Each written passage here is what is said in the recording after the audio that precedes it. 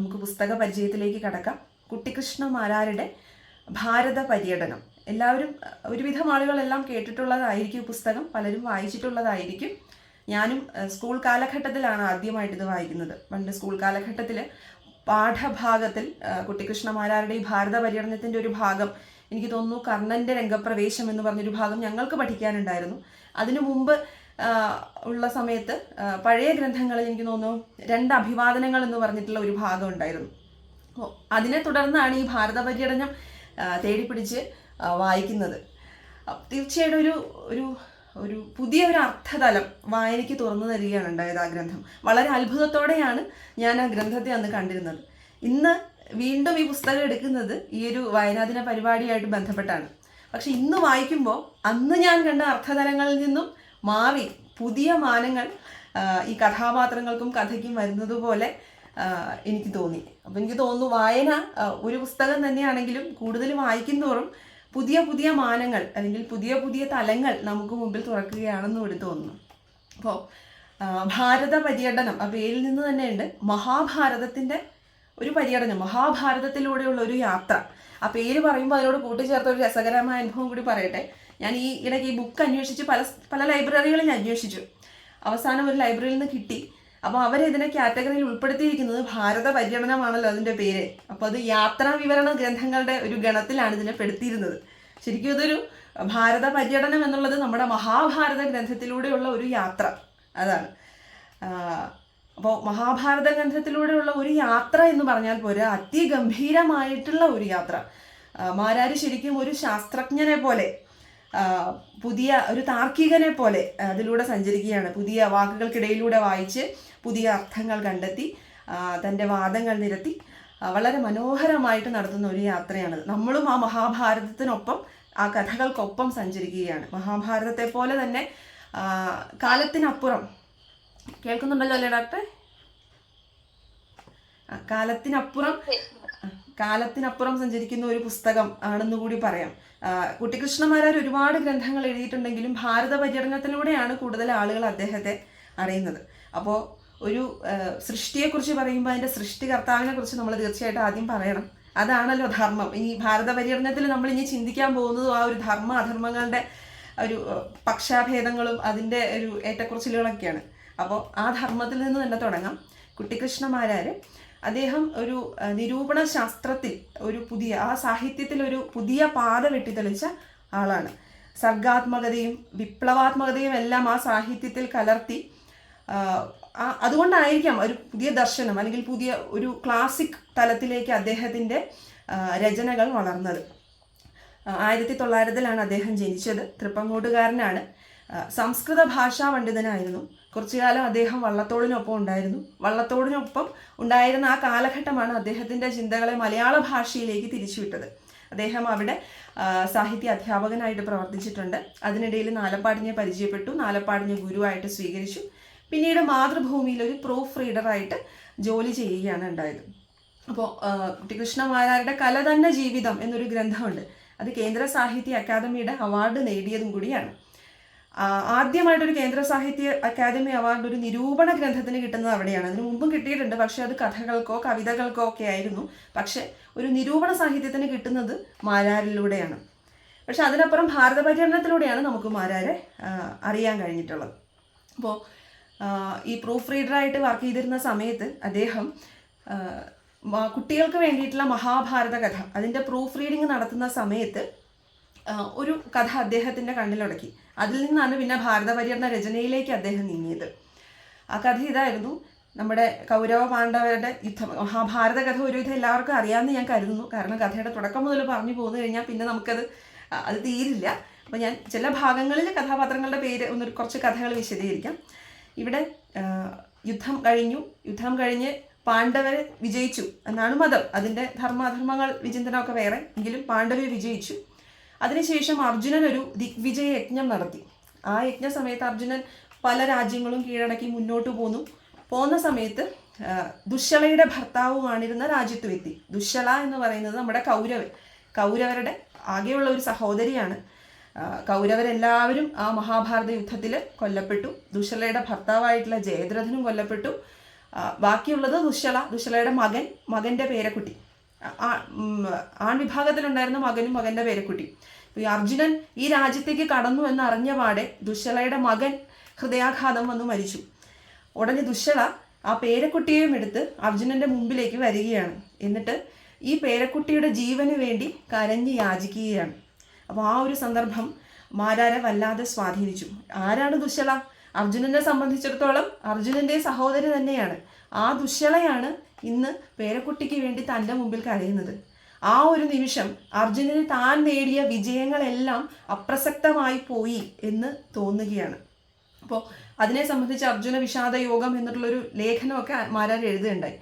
അതിനെ തുടർന്നാണ് അദ്ദേഹം കൂടുതൽ മഹാഭാരത കഥയിലേക്ക് കടന്നു ചെല്ലാനും കൂടുതൽ എഴുതാനും തീരുമാനിച്ചത്. ഒപ്പം തന്നെ അദ്ദേഹത്തിൻ്റെ അമ്മ ഈ ഒരു രചനയിൽ അദ്ദേഹത്തെ ഒരുപാട് സ്വാധീനിച്ചതായിട്ട് പറയുന്നുണ്ട്. ചെറുപ്പത്തിലെ മഹാഭാരത കഥകളും രാമായണ കഥകളും എല്ലാം പറഞ്ഞു കൊടുക്കുന്ന ഒരു വിദുഷിയായിരുന്നു അമ്മ. അന്ന് അമ്മ കൗരവസഭയിൽ പാഞ്ചാലി വലിച്ചിഴക്കപ്പെട്ട് കൊണ്ടുവന്ന കഥ പറഞ്ഞു. യുധിഷ്ഠിരന്റെ ഭാഗത്തെ സത്യം പറഞ്ഞു. പക്ഷെ ആ യുധിഷ്ഠിരന്റെ സത്യം തന്നെ ഒരിക്കലും സന്തോഷിപ്പിച്ചില്ല എന്ന് മാരാര് പറയുന്നു. അവിടെ എവിടെയായിരുന്നു ധർമ്മചിന്ത എന്ന് അന്നേ ഞാൻ ചിന്തിക്കുകയുണ്ടായി.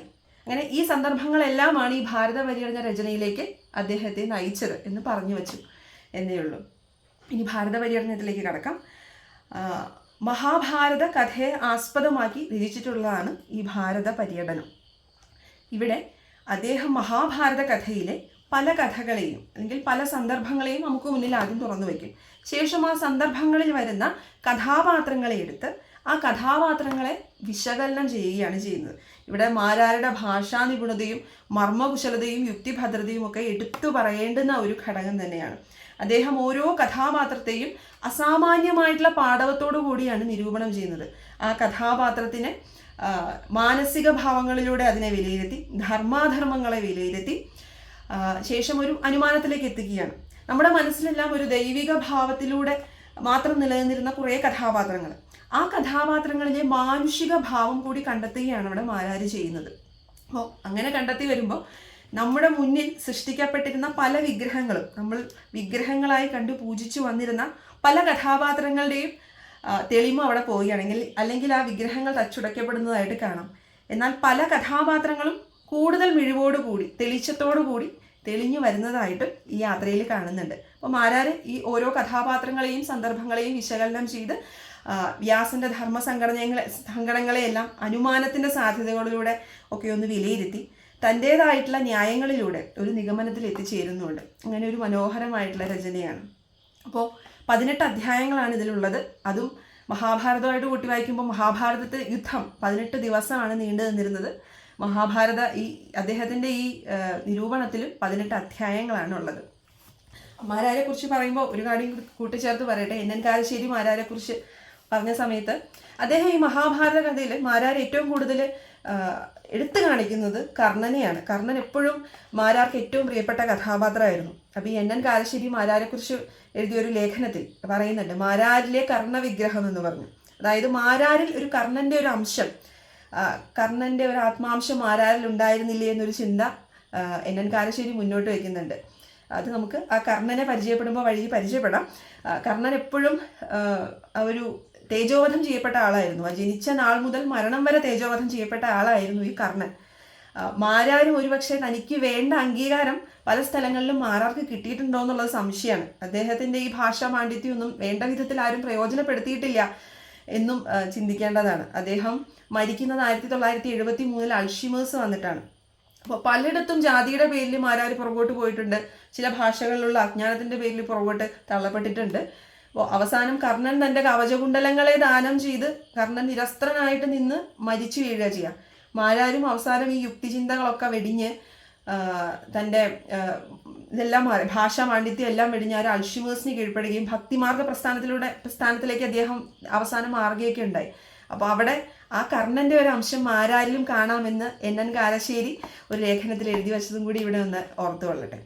അപ്പോൾ ഈ മഹാഭാരത കഥയിൽ ആദ്യം അദ്ദേഹം പറയുന്നത് ഭീഷ്മാചാര്യരുടെ പ്രതിജ്ഞയെക്കുറിച്ചാണ്. ഭീഷ്മരുടെ കഥ പറഞ്ഞാണ് ഈ ഭാരത പര്യടനത്തിലെ ആദ്യത്തെ ഭാഗം തുടങ്ങുന്നത്. ഭീഷ്മരെ നമുക്ക് എല്ലാവർക്കും അറിയാം. ഭീഷ്മ ആചാര്യൻ, ഈ പാണ്ഡവരുടെയും കൗരവരുടെയും എല്ലാം പിതാമഹൻ ആചാര്യനായിട്ടിരുന്ന ഭീഷ്മര് അദ്ദേഹത്തിൻ്റെ ജനനം തന്നെ ശരിക്കും ശന്തനുവിന് ഗംഗാദേവിയിൽ ഉണ്ടായ പുത്രനാണ്. കഥ എല്ലാവർക്കും അറിയാമെന്ന് തോന്നുന്നു. ഞാൻ വളരെ ചുരുക്കി പറയാം, കൂടുതൽ നീണ്ടു പോകുന്നുണ്ടെങ്കിലും പറയണം കേട്ടോ.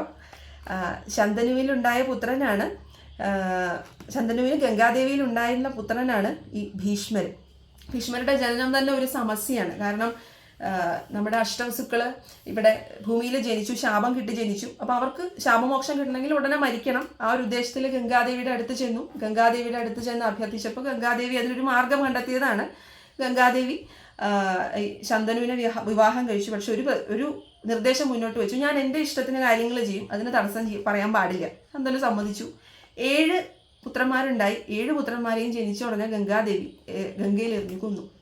8ാമത്തെ പുത്രനുണ്ടായപ്പോൾ ശന്തനു പറഞ്ഞു, പറ്റില്ല, ഈ പുത്രനെ കൊല്ലാൻ പറ്റില്ല. അപ്പോൾ ഗംഗാദേവി നേരത്തെ അനുവാദം വാങ്ങി വെച്ചതാണ്, എൻ്റെ ഇഷ്ടത്തിനെ ഞാൻ ചെയ്യുമെന്ന്. അപ്പോൾ ഗംഗാദേവി ഉടനെ ഈ പുത്രനെ എടുത്ത് അപ്രത്യക്ഷയാവാണ് ഉണ്ടായത്. അതാണ് ശരിക്കും നമ്മുടെ ദേവവ്രതൻ. ഭീഷ്മർ ശരിക്കും പേര് ദേവവ്രതനാണ്, ദേവവ്രതൻ.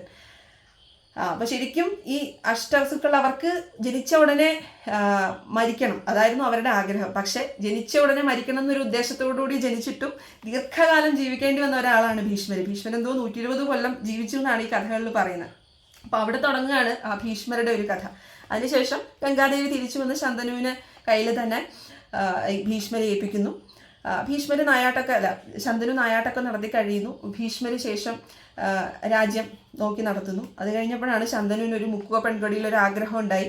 പക്ഷെ അവിടെ ചെന്നപ്പോൾ മുക്കുവ പെൺകൊടിയുടെ അച്ഛൻ പറഞ്ഞു, പറ്റില്ല, കല്യാണം കഴിച്ചു തരണമെങ്കിൽ എൻ്റെ മകളെ രാജ്ഞിയായിട്ട് വാഴിക്കണം. അപ്പോൾ ശന്തനു ആഗ്രഹം ഉപേക്ഷിച്ച് തിരിച്ചു വന്നു. പക്ഷെ ശന്തനുവിൻ്റെ ദുഃഖം കണ്ട് ഈ മകനായിട്ടുള്ള ഭീഷ്മര് അവിടെ ചെന്ന് കണ്ട് മുക്കുവ പെൺകൊടിയുടെ അച്ഛനെ കണ്ട് അനുവാദം വാങ്ങി ഭാര്യയെ സത്യവതിയെ രാജ്ഞിയായിട്ട് വാഴിക്കാം, അവർക്കുണ്ടാകുന്ന മകനെ രാജ്യം വാഴിച്ചോളാം എന്ന് പറയുന്നു. അപ്പോൾ അദ്ദേഹം ഈ മുക്കുവ പെൺകുട്ടിയുടെ അച്ഛൻ പിന്നെയും ഒരു വാദം പറയുന്നു, പക്ഷെ താങ്കൾക്ക് പുത്രനുണ്ടായാൽ അവൻ പിന്നെ രാജ്യം നോക്കി നടത്തില്ലേ. അപ്പോൾ അവിടെ വെച്ച് ഭീഷ്മർ ഒരു പ്രതിജ്ഞ എടുക്കുകയാണ്, ഇല്ല, ഞാൻ ബ്രഹ്മചാരിയായിട്ട് കഴിയാം. അതാണ് ആ ഭീഷ്മ പ്രതിജ്ഞ എന്ന് പറയുന്നത്. അപ്പോൾ ആ കഥ അങ്ങനെ മുന്നോട്ട് പോകുന്നു. അപ്പോൾ ഇവിടെ മാരാര് ഈ കഥാസന്ദർഭമൊക്കെ പറഞ്ഞു കഴിഞ്ഞ് ഭീഷ്മരുടെയും രാമന്റെയും പിതൃഭക്തി അവിടെ താരതമ്യം ചെയ്യുന്നുണ്ട്. ഇങ്ങനെ കഥകൾ പറഞ്ഞതിന് ശേഷം ആ കഥാപാത്രത്തെ വിശകലനം ചെയ്തു. പിന്നെ അദ്ദേഹത്തിൻ്റെതായിട്ടുള്ള കുറച്ച് താരതമ്യ പഠനങ്ങളും നിഗമനങ്ങളിലേക്കുമാണ് അദ്ദേഹം കൊണ്ടുവരുന്നത്. അപ്പോൾ അവിടെ പിതൃഭക്തിയുടെ കാര്യത്തിൽ രാമനെയും ഭീഷ്മനെയും അദ്ദേഹം താരതമ്യം ചെയ്യുന്നുണ്ട്.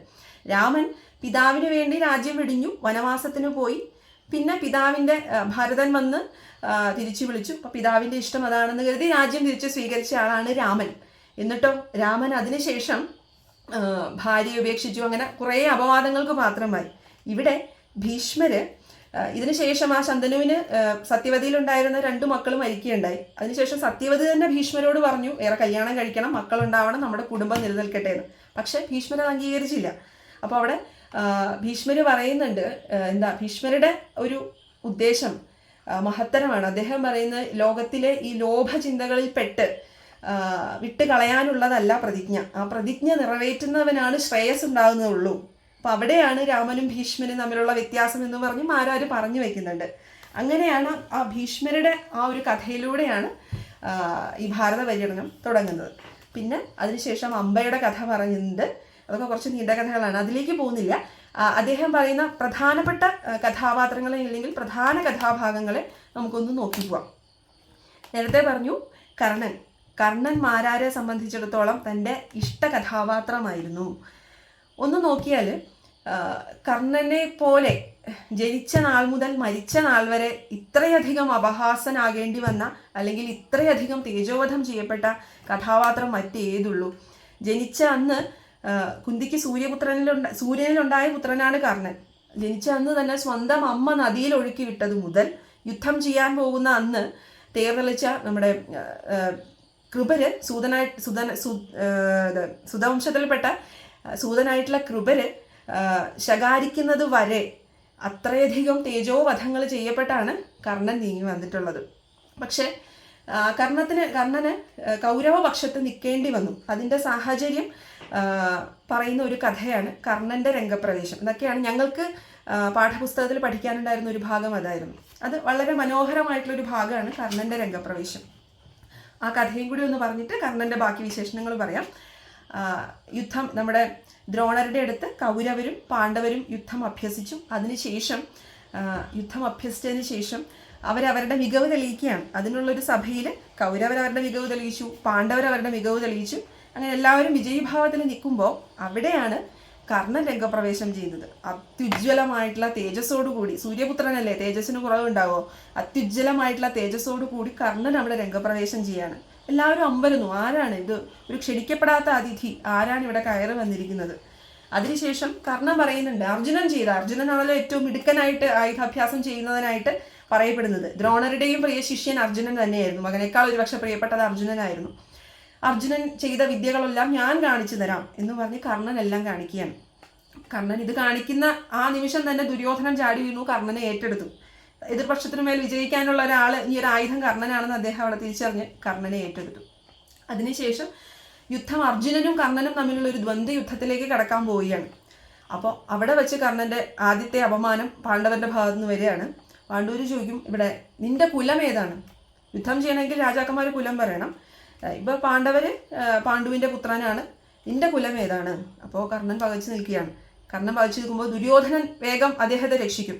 പോരാളിക്ക് പോരാളി അതേ ആവശ്യമുള്ളൂ, അല്ലാതെ കുലത്തിൻ്റെ ആവശ്യമില്ല. ഇനി അങ്ങനെ വേണമെങ്കിൽ ഞാൻ എൻ്റെ രാജ്യം ഇവന് കൊടുക്കുകയാണ്, അംഗരാജാവായിട്ട് വാഴിക്കുകയാണ്. കർണനെ അംഗരാജാവായിട്ട് വാഴിക്കുകയാണ്. അപ്പോൾ ഒന്ന് നോക്കൂ, ഒരുപക്ഷെ ഇതിനുശേഷം അംഗരാജാവായിട്ട് വാഴിക്കുന്നു. പിന്നെ യുദ്ധത്തിനുള്ള തയ്യാറെടുപ്പുകൾ അവിടെ തുടങ്ങും. അപ്പോഴേക്കും ഈ കർണനെ രാജാവായിട്ട് അഭിഷേകം ചെയ്ത് കഴിയുമ്പോഴത്തേക്കും അതിരഥൻ കടന്നു വരും. അതിരഥൻ എന്ന് പറയുന്നത് കർണനെ എടുത്തു വളർത്തിയ അച്ഛനാണ്. അതിരഥൻ ഒരു സൂതനാണ്. അതിരഥൻ വളരെ വൃദ്ധൻ, ദേഹമൊക്കെ ചുക്കിച്ചുളിഞ്ഞ് മേൽവസ്ത്രമൊക്കെ അഴിഞ്ഞു പോകാറായി അതിരഥൻ വടികുത്തി കയറി വരികയാണ്. അപ്പോൾ കർണൻ ഉടനെ എന്ത് ചെയ്യും? കർണൻ തൻ്റെ കിരീടം അവിടെ അഴിച്ചു വെച്ച് അച്ഛ എന്ന് വിളിച്ച് അച്ഛൻ്റെ അടുത്തേക്ക് ഓടി വരികയാണ്. അവിടെ കർണൻ്റെ ഒരു മഹത്വം മാരാരി വിളിച്ചു പറയുകയാണ്. ഇവിടെ അച്ഛനെ കണ്ടപ്പോൾ അദ്ദേഹം ധർമ്മം മറന്നില്ല. ഇത്രയും രാജ്യം, ഒരു രാജ്യത്തിൻ്റെ അധികാരം തൻ്റെ കയ്യിൽ കിട്ടിയിട്ടും അച്ഛനെ കണ്ടിട്ട് അദ്ദേഹം ആ ധർമ്മം മറന്നില്ല. അച്ഛൻ്റെ അടുത്തേക്ക് ഓടിപ്പോകുന്നു, ഓടിച്ചെല്ലുന്നു, അച്ഛനെ നമസ്കരിക്കുന്നു. അവിടെ ഭീമൻ കർണനെ കളിയാക്കുകയാണ്. നീ ഒരു സൂതപുത്രനാണല്ലേ, നീ യുദ്ധത്തിന് അർഹനൊന്നുമല്ല, നീ ചമ്മട്ടി അടികൊണ്ട് ചാവാൻ അർഹനയാണ് നീ, അല്ലാതെ യുദ്ധം ചെയ്ത് അതിൽ മരിക്കാനുള്ള അത്ര ധീരതയൊന്നും നിനക്കില്ല എന്ന് പറഞ്ഞ് ആദ്യം ഭീമൻ അവിടെ പരിഹസിക്കുകയാണ്. അപ്പോൾ അവിടെ ആദ്യമായിട്ട് ആ ഒരു പാണ്ഡവ പക്ഷത്തു നിന്നുള്ളൊരു അപമാനം അവിടെ വരികയാണ്. അപ്പോൾ ഭീമൻ്റെയൊക്കെ, നമ്മൾ ദൈവികത കൊടുത്തിരുന്ന ആ ഭീമൻ്റെയൊക്കെ ചില മാനുഷിക ഭാവങ്ങളെ അവിടെ മാരാർ തുറന്ന് കാണിക്കുന്നുണ്ട്. പിന്നെ ആ ഒരു യുദ്ധ സന്ദർഭം രാജാവായിട്ട് വാഴിച്ചു. അപ്പോൾ ഇവർ തമ്മിലുള്ള യുദ്ധം തുടങ്ങാൻ പോവുകയാണ്. ആ ഒരു രംഗത്തെ മഹാഭാരതത്തിൽ വളരെ മനോഹരമായിട്ട് കാണിച്ചിട്ടുണ്ട്. യുദ്ധം തുടങ്ങാൻ പോകുമ്പോൾ കർണൻ എന്ന് പറയുന്നത് സൂര്യപുത്രൻ, അർജുനൻ എന്ന് പറയുന്നത് ഇന്ദ്രൻ്റെ പുത്രൻ. അപ്പോൾ ആ ഒരു സന്ദർഭം, ആ യുദ്ധം തുടങ്ങാൻ പോകുന്ന സമയത്ത് കർണൻ്റെ മുകളിൽ സൂര്യഛായ, അർജുനൻ ഇന്ദ്രപുത്രനാണ്. അപ്പം ഇന്ദ്രൻ ആ യുദ്ധം കാണാൻ വേണ്ടിയിട്ട് ആകാശം മുഴുവൻ മേഘങ്ങളായി ഇടിവെട്ടലോടുകൂടി മിന്നലോടുകൂടി വന്ന് നിൽക്കുകയാണ്. അപ്പോൾ ഈ സൂര്യനാവട്ടെ ആ കുറച്ച് മേഘപടലങ്ങളെ തള്ളി മാറ്റി സൂര്യൻ അവിടെ തെളിഞ്ഞിരിക്കുകയാണ് തൻ്റെ മകൻ്റെ യുദ്ധം കാണാനായിട്ട്. അപ്പോൾ കർണൻ്റെ മേൽ സൂര്യഛായയും അർജുനൻ്റെ മേൽ മേഘഛായയും പടർന്നിരിക്കുകയാണ്. അപ്പോൾ ആ സമയത്ത് അവിടെ മോഹാലസ്യപ്പെട്ട് വീഴുന്നത് കുന്തിയാണ്. കുന്തിക്ക് ആരാണ്? രണ്ട് മക്കളും ഒരുപോലെയാണ്, രണ്ടും തൻ്റെ മക്കളാണ്, രണ്ട് പിതാക്കന്മാരിലുണ്ടായതാണെന്ന് മാത്രം. അപ്പോൾ അതിനുശേഷം എന്നിട്ട് മാരാർ പറയുന്നുണ്ട്, നോക്കൂ എന്ത് രസമായിട്ടുള്ള വർണ്ണനയാണ്. ഈ ഓരോ ഘട്ടങ്ങളും, ആ ഒരു രംഗപ്രവേശത്തിൻ്റെ ഓരോ ഘട്ടങ്ങളും വളരെ അടുക്കടുക്കോടുകൂടി ഭാരതത്തിൽ അങ്ങനെ, മഹാഭാരതത്തിൽ അങ്ങനെ വിവരിച്ചു വന്നു. നമ്മളൊരു ആധുനികമായിട്ടുള്ളൊരു തിയേറ്ററിലൊക്കെ ഇരുന്ന് കാണുന്ന ഒരു പ്രതീതിയോടുകൂടി എല്ലാം വിശദീകരിച്ചു. എന്നിട്ട് നമ്മൾ തിയേറ്ററിലൊക്കെ ഒരു ലൈറ്റ് എഫക്റ്റ് കൊടുക്കുമല്ലോ, ഇപ്പോൾ നാടകം കളിക്കുകയാണെങ്കിൽ രണ്ട് പേർക്കിടയിൽ ഒരു ഇത് കാണിക്കാൻ, വ്യത്യാസം കാണിക്കാനായിട്ട് വർണ്ണങ്ങൾ പലത് കൊടുക്കുമല്ലോ, അതുപോലെ ഒരു സൂര്യഛായ, ഒരു മേഘഛായ അങ്ങനെ കൊടുത്തു. പിന്നെ അവിടെ കുന്തി തളർന്നു വീഴുന്നു. എന്നിട്ട് മാരാർ ചോദിക്കുക, എല്ലാ യുദ്ധങ്ങളുടെയും അവസ്ഥ ഇത് തന്നെയല്ലേ? ഒരു കണക്കിന് നോക്കിയാൽ എല്ലാവരും സഹോദരന്മാരല്ലേ? നമ്മുടെ പൂർവികന്മാർ തൊട്ടിങ്ങോട്ട് വന്നാൽ എല്ലാവരും സഹോദരന്മാരല്ലേ? എന്നിട്ട് ആ രണ്ട് പക്ഷത്തോടും കൂറുള്ള മാതൃഹൃദയങ്ങൾ, വാത്സല്യമുള്ള മാതൃഹൃദയങ്ങൾ, കുന്തിയെപ്പോലെയുള്ള മാതൃഹൃദയങ്ങൾ ഒരു യുദ്ധസമയത്ത് രണ്ടു പക്ഷത്തിനും വേണ്ടി മിടിക്കുന്നില്ലേ, അങ്ങനെ വിഷമിക്കുന്നില്ലേ? അപ്പോൾ അതാണ് യുദ്ധത്തിൻ്റെ അവസ്ഥ. ഇങ്ങനെ യുദ്ധം പല മനസ്സുകളെയും വേദനിപ്പിച്ചാണ് കടന്നു പോകുന്നത് എന്ന് ആ കഥയിൽ പറഞ്ഞു വെക്കുന്നു. എന്നിട്ട് കർണൻ്റെ മഹത്വത്തെ കാണിക്കുന്ന വേറെ കുറച്ച് ഭാഗങ്ങൾ പല ഹെഡിങ്ങൾക്ക് താഴെയും പല തലക്കെട്ടുകൾക്ക് താഴെയും പല കഥാസന്ദർഭങ്ങളിലും അവർ വിവരിക്കുന്നുണ്ട്. കർണന് നമുക്കെന്താ ഒരു ആത്മാഭിമാനത്തെ, ഒരു പ്രാണരക്ഷയേക്കാൾ വലുതാണ് ഒരാൾക്ക് ആത്മാഭിമാനം, അല്ലേ? അപ്പം നമ്മളായാലും ഒരു സമയത്ത് നമ്മുടെ അഭിമാനം രക്ഷിച്ച ഒരാളെ കൂടെ നിർത്തുക, അത് മനുഷ്യ സഹജമാണ്. അതേ കർണനും ചെയ്തിട്ടുള്ളൂ. കൃഷ്ണൻ പറഞ്ഞതാണ് കർണനോട് പാണ്ഡവപക്ഷത്തേക്ക് വരൂ. കർണൻ അറിയാം കുന്തിപുത്രനാണെന്ന് അറിയാം. അമ്മ പറയുന്നു മകനെ നീ ഇങ്ങോട്ട് വരൂ, പാണ്ഡവർക്കൊപ്പം നിൽക്കൂ. പക്ഷെ കർണൻ പറഞ്ഞു അതല്ല എൻ്റെ മാർഗം, എന്നെ രക്ഷിച്ചത് ദുര്യോധനാണ്. അപ്പം എൻ്റെ ധർമ്മം എന്താ, ദുര്യോധനൊപ്പം നിൽക്കുകയാണ്. അപ്പം അതാണ് കർണനെ മഹത്വമുള്ളവനാക്കി മാറ്റിയത്. ശരിക്കും അധർമ്മത്തിൽ നിന്ന് ധർമ്മിഷ്ഠനായി നിന്ന് അധർമ്മത്തിനിടയിൽ സ്വന്തം ധർമ്മം പോറ്റി വന്നതുകൊണ്ടായിരിക്കാം കർണൻ അത്രയും മഹത്തരമുള്ള ഒരു വ്യക്തിയായിട്ട് മാറിയത്. അല്ലെങ്കിൽ രാമായണത്തിൽ ഇതുപോലെ തെറ്റെന്നല്ല, അത് വായനക്കാരനനുസരിച്ച് വായനക്കാരൻ്റെ ഇഷ്ടമാണ്, അവൻ്റെ സ്വാതന്ത്ര്യമാണ്, എങ്ങനെ ചിന്തിക്കാം, അവൻ്റെ അഭിപ്രായമാണ്. അപ്പോൾ രാമൻ്റെ പക്ഷത്തേക്ക് വിഭീഷണൻ രാവണൻ്റെ ഭാഗത്തു നിന്ന് പോവുകയുണ്ടായി, ധർമ്മത്തിന് വേണ്ടിയായിരുന്നു. പക്ഷെ വിഭീഷണൻ വലിയ ഒരു പ്രാധാന്യമുള്ള കഥാപാത്രമല്ലാതെ അങ്ങ് മങ്ങിപ്പോയി. പക്ഷെ കർണൻ ഇവിടെ അധർമ്മത്തിൻ്റെ ഉള്ളിൽ നിന്നാണെങ്കിലും ധർമ്മം സ്ഥാപിച്ച് ആ ഒരു കൂടുതൽ മിഴിവോടുകൂടി ഒരു കർണവിഗ്രഹത്തെ മാരായി ഇവിടെ നമുക്ക് തുറന്ന് കാട്ടുന്നുണ്ട്. അപ്പം അതാണ് കർണനെ കുറിച്ചുള്ള ഒരു ഭാഗം. പിന്നെ കർണൻ കടന്നു വരുന്നത് 2 അഭിവാദനങ്ങൾ എന്ന് പറഞ്ഞിട്ടുള്ള ഒരു ഭാഗം.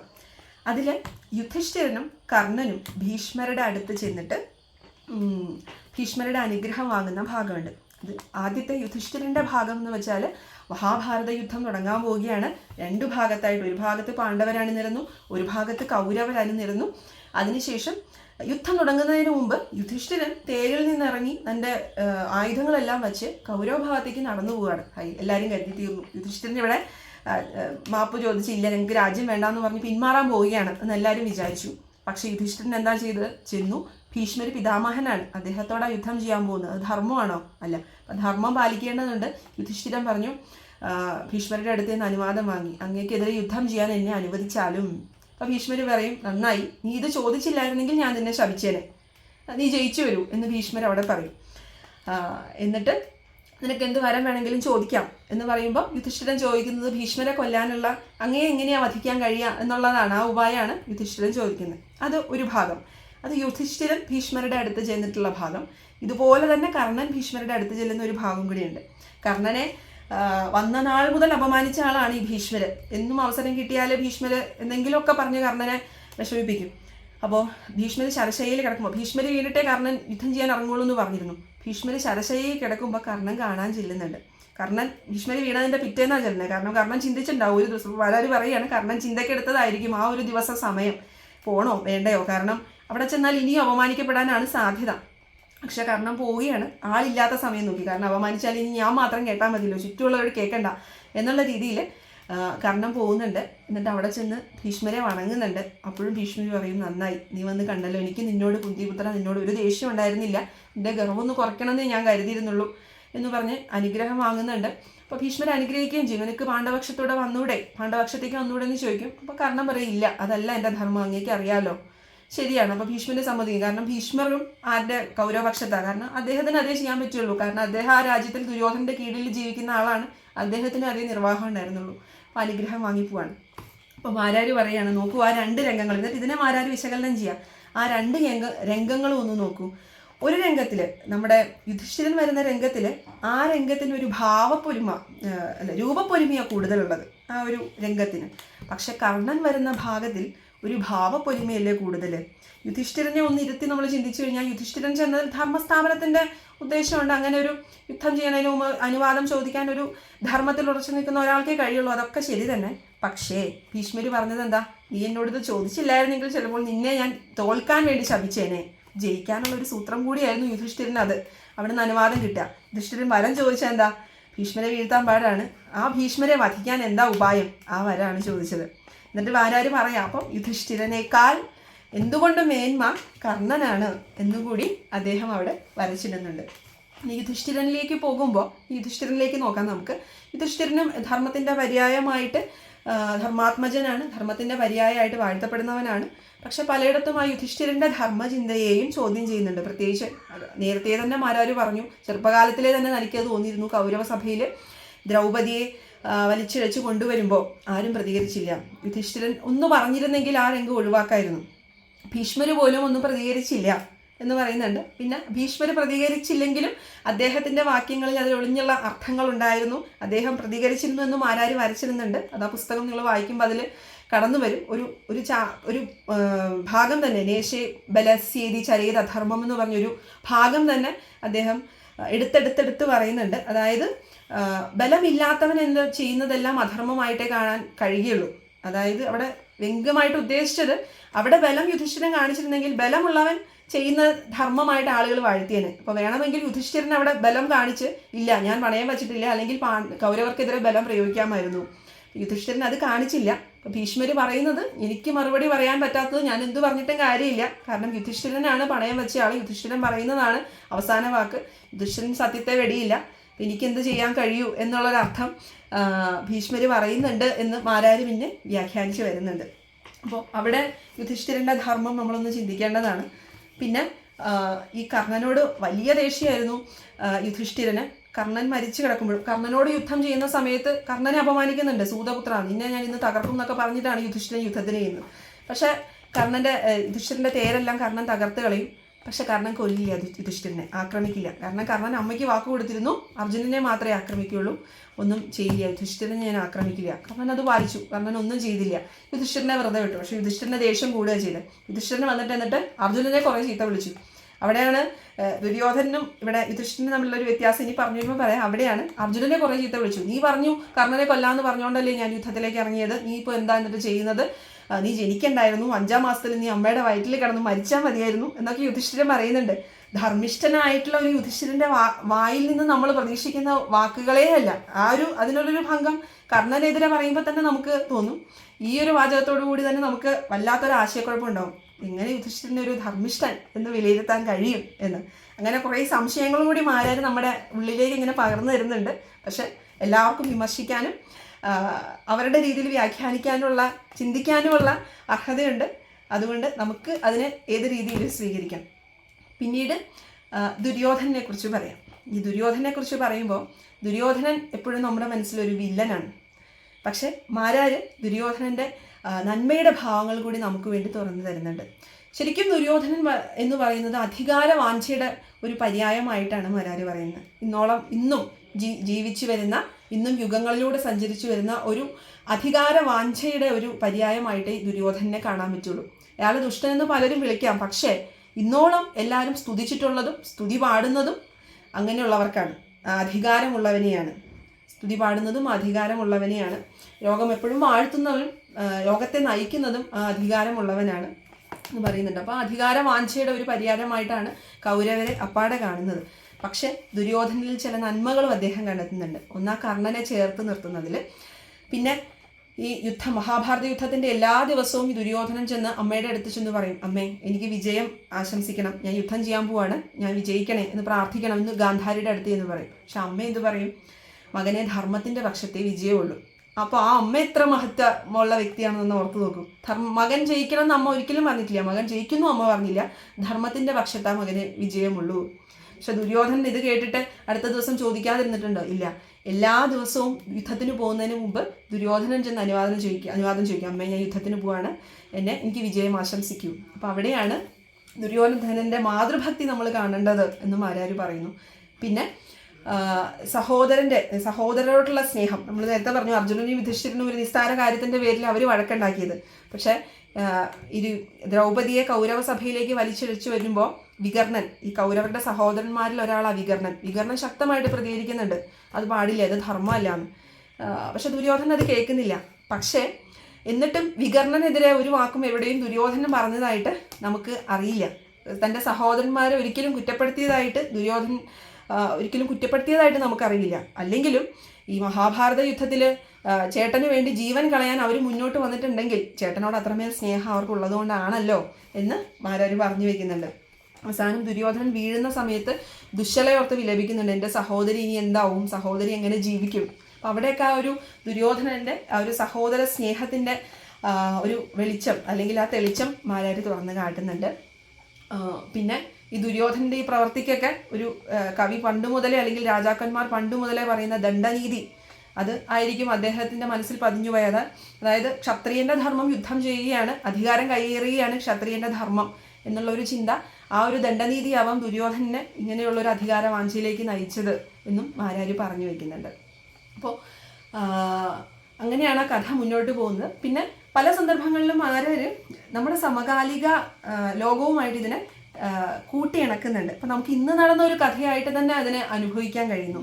ഇപ്പോൾ ഈ അധികാരവാഞ്ചയുടെ കാര്യം പറഞ്ഞു വരുമ്പോൾ, വടംവലികളുടെ കാര്യം പറഞ്ഞു വരുമ്പോൾ അദ്ദേഹം വോട്ട് ബാങ്കിങ്ങിൻ്റെ കാര്യം പറയുന്നു. ഇന്ന് രാഷ്ട്രീയക്കാരുടെ ഇടയിൽ വോട്ടിന് വേണ്ടി നടക്കുന്ന പിടിവലികൾ, അന്നത് ആ കാലഘട്ടത്തിൻ്റെ ഒരു യുദ്ധം പോലെ ഇന്ന് നടക്കുന്ന അധികാരത്തിന് വേണ്ടിയിട്ടുള്ള പിടിവലികൾ.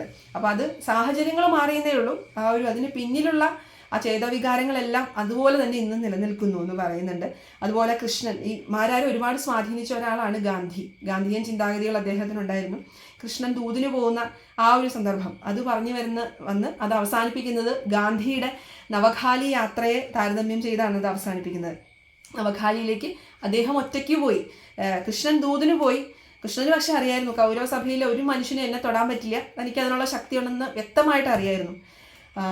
പക്ഷെ ഗാന്ധി പോയപ്പോഴോ ആ ഒരു മൃതപ്രായനായിട്ടുള്ള ആ ഒരു മനുഷ്യൻ, ഒരു മുളയടി കൊണ്ട് പോലും വീണ് പോകാവുന്ന ആ ഒരു മനുഷ്യൻ ഒരായുധവും ഇല്ലാതെ അത്രയും ആളുകളുടെ ഇടയിലൂടെ സഞ്ചരിച്ചു. അപ്പോൾ അദ്ദേഹത്തിൻ്റെ ആ ഒരു ധിഷണത അത് എന്തായാലും അംഗീകരിച്ചേ മതിയാവൂ. ഒരുപക്ഷെ കൃഷ്ണനേക്കാളേറെ അവിടെ ഗാന്ധിക്ക് അദ്ദേഹം ഒരു പ്രാധാന്യം കൊടുക്കുന്നു എന്ന് നമുക്ക് തോന്നും. അവിടെ ദ്വാപര യുഗത്തിൽ നിന്ന് ഈ കലിയുഗത്തിലേക്ക് വരുന്തോറും എന്ത് വ്യത്യാസമാണ് ഉണ്ടായത്? ഹിംസയിൽ നിന്ന് അഹിംസയിലേക്ക് ഒരു പുരോഗതി ഉണ്ടായി. കൃഷ്ണനിൽ നിന്ന് ഗാന്ധിയിലേക്ക് വന്നപ്പോൾ അഹിംസയിലേക്ക് ഒരു പുരോഗതി ഉണ്ടായി എന്ന് പറഞ്ഞ് ആ ഗാന്ധിയൻ ചിന്തകൾക്ക് കൂടി അവിടെ വെളിച്ചം വീശി പോകുന്നുണ്ട്. പിന്നെ കഥകൾ പല സന്ദർഭങ്ങൾ കടന്നു പോകുന്നു. പിന്നെ യുദ്ധത്തിൻ്റെ പരിണാമം എന്നുള്ള അവസാന ഭാഗത്തിലേക്ക് പോകുമ്പോൾ യുദ്ധത്തിൻ്റെ പരിണാമം അവിടെ വരച്ചു കാട്ടുകയാണ്. യുദ്ധം കഴിഞ്ഞു. ഇതിൻ്റെ ഇടയിൽ ചില ഭാഗങ്ങളൊക്കെ ഉണ്ട് കേട്ടോ, ദുര്യോധനൻ്റെ ധർമ്മചിന്തകൾ കുറച്ച് ഭാഗങ്ങളൊക്കെ ഉണ്ട്. പക്ഷെ അത് എല്ലാം പറഞ്ഞ് പോകാനുള്ള സമയമില്ല. പക്ഷെ നിങ്ങൾക്ക് ഇനി ഇത് വായിക്കാൻ എന്തെങ്കിലും ഭാഗങ്ങൾ വേണമല്ലോ, അപ്പോൾ അതെല്ലാവരും നിങ്ങൾ വായിച്ച് മനസ്സിലാക്കുക. അപ്പോൾ അവിടെ യുദ്ധത്തിൻ്റെ പരിണാമം എപ്പോഴും ഒരു ദുഃഖമായിരിക്കും അല്ലേ. ഇവിടെ പാണ്ഡവർ ജയിച്ചു എന്ന് വിചാരിച്ച് പാണ്ഡവർ അവിടെ കൂടാരത്തിൽ ഉറങ്ങുന്ന സമയത്ത് പഞ്ചപാണ്ഡവന്മാരുണ്ടായിരുന്നില്ല, ബാക്കി എല്ലാവരും അവിടെ ഉണ്ടായിരുന്നു. ആ സമയത്ത് കൗരവ സഭയിൽ അവശേഷിച്ചത് കൗരവപക്ഷത്ത് 3 പേരെ ഉണ്ടായിരുന്നുള്ളൂ, കൃപരും കൃതവർമ്മനും അശ്വത്ഥാമാവും. അപ്പോൾ ആ അശ്വത്ഥാമാവ് ഒരു രാത്രി കയറി വന്ന് ആ കുടീരത്തിൽ കയറി വന്ന് അവിടെ തീയിടുകയും കണ്ണിൽ കണ്ടവരെല്ലാം ആക്രമിച്ച് ആ ഭാഗത്തുള്ളവരെല്ലാം കൊന്നൊടുക്കേണ്ടായി. അവസാനം പഞ്ചപാണ്ഡവന്മാരും സാത്വികിയും മാത്രമാണ് അവിടെ അവശേഷിച്ചത്. അപ്പോൾ ഇവിടെ മാരാർ എന്നിട്ട് പറഞ്ഞു വെക്കുകയാണ്, യുദ്ധത്തിൻ്റെ പരിണാമം എപ്പോഴും ദുഃഖമാണ്. അശ്വത്ഥാമാവ് എന്ന് പറഞ്ഞാൽ ശരിക്കും ആരാണ് അവിടെ? ആ ഇരുട്ടിൻ്റെ മറവിൽ വരുന്ന അശ്വത്ഥാമാവ് അത് ശരിക്കും ഒരു പകയാണ്. കാലാന്തരങ്ങളോളം യുഗങ്ങളോളം നമ്മളിലൂടെ സഞ്ചരിച്ചു വരുന്ന അശ്വത്ഥാമാവ് ഒരു പകയാണ്. കൃഷ്ണൻ അശ്വത്ഥാമാവിന് ചിരഞ്ജീവിയായി ചോരയും ചലവും ഒഴിച്ച് ചിരഞ്ജീവിയായിട്ട് നീ ജീവിക്കേണ്ടി വരുന്നു ശപിക്കുകയുണ്ടായി. ശരിക്കും ആ ഒരു മഹാഭാരത കഥയിൽ നോക്കുമ്പോൾ ബാക്കി പിന്നെ അതിനുശേഷം പഞ്ചപാണ്ഡവരൊക്കെ സ്വർഗാരോഹണം നടത്തും, കൃഷ്ണൻ എല്ലാം അവസാനം ഈ ഒരു ആ ചരിത്രത്തിൽ നിന്ന് അവസാനം ചരിത്രത്തിലേക്ക് മഹാഭാരതത്തിൽ നിന്ന് ചരിത്രത്തിലേക്ക് ഇറങ്ങി വരുന്നത് നമ്മുടെ അശ്വത്ഥാമാവ് മാത്രമാണ്. അതായത് ആ പക, മാനവരാശി എന്നും ബാധിച്ചിട്ടുള്ള ആ ഒരു പക, എന്തും പിടിച്ചടക്കണം, എന്തിനേയും നശിപ്പിക്കണം എന്നുള്ള ആ ഒരു പക, അണുബോംബിൻ്റെ പോലും രൂപത്തിൽ പിന്നീട് മഹായുദ്ധങ്ങളായി പരിണമിച്ച ആ പകയിലൂടെ അശ്വത്ഥാമാവ് ഇനിയും ജീവിക്കുന്നു എന്ന് പറഞ്ഞു വയ്ക്കുന്നുണ്ട്.